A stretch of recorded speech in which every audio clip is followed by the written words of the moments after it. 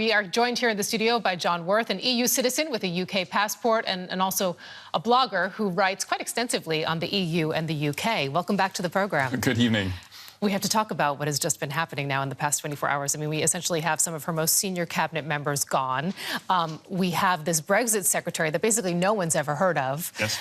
She seems to be recycling people. Amber Rudd also back. What does this say about the state of British politics right now? Essentially, Theresa May's position becomes more and more perilous with every passing day, with every passing week. But nevertheless, no one dares get rid of her. And so ultimately, she's got nowhere else to go other than to try people she's tried before, in the case of Rudd, or to take unknown people like Barclay. And so her position, however, no one is quite ready to just tip her over the edge to get rid of her altogether, because none of them want the job either, because trying to negotiate Brexit is that hard. And so therefore, that's the thing. If you keep her, then she has to deliver the bad news to the British population, and then all of the other Conservatives are lining up to take over the moment that Brexit actually happens. Nobody wants to hold the hot potato that is Brexit at all. Exactly. You know, the big question now is really, will she survive as Prime Minister, and will her Brexit plan get through? And I'd just like to do a quick reset here, remind our viewers actually how all of this came about, and then get your reaction thereafter. So let's have a listen. As we leave the European Union, we will forge a bold, new, positive role for ourselves in the world. Brexit means Brexit. Brexit means Brexit, and we're going to make a success of it. I'm very clear Brexit does mean Brexit. It's the issue that's defined her premiership from day one. Through the snap general election she called last year, a lost majority, it was after a crunch July summit at her country estate that Theresa May began losing ministers over her Brexit plan. Brexit Secretary David Davis was first to go, followed by Foreign Secretary Boris Johnson. 4 months on, it's all come to a head again in her cabinet. After hours of closed-door talks, The collective decision of Cabinet was that the government should agree the draft withdrawal agreement and the outline political declaration.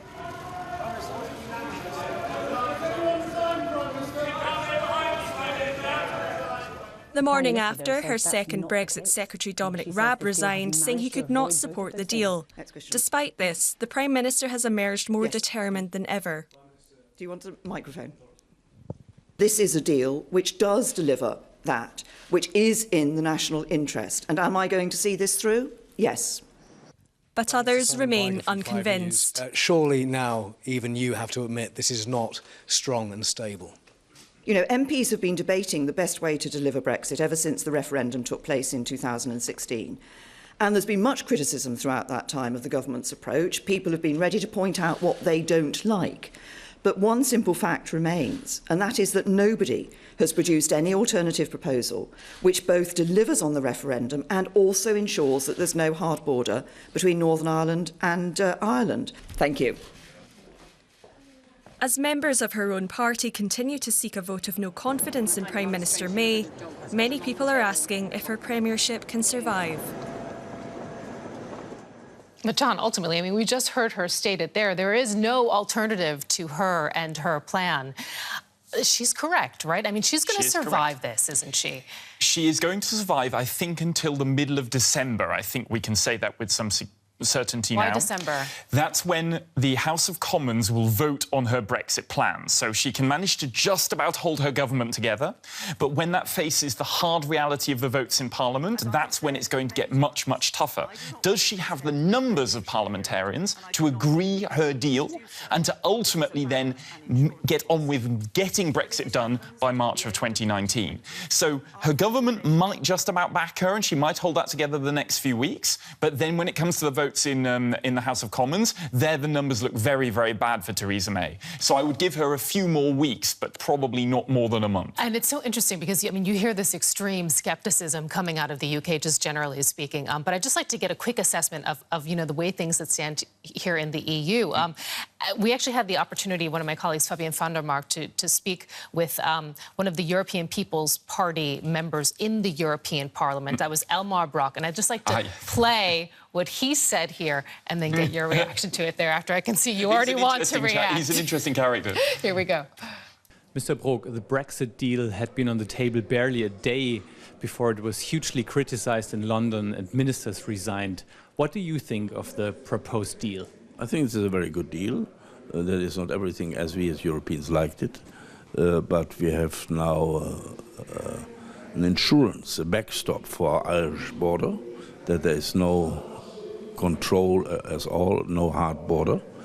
It could have been done in an easier way, but the Brits did not want it that easier way. And now we have, on that basis, the possibility, after ratification of this withdrawal agreement, to negotiate a future relationship with a far-reaching free trade agreement, for example, so that this customs union question, which is used as backstop, will not come into practice any time, because we have a permanent future good relationship in trade matters.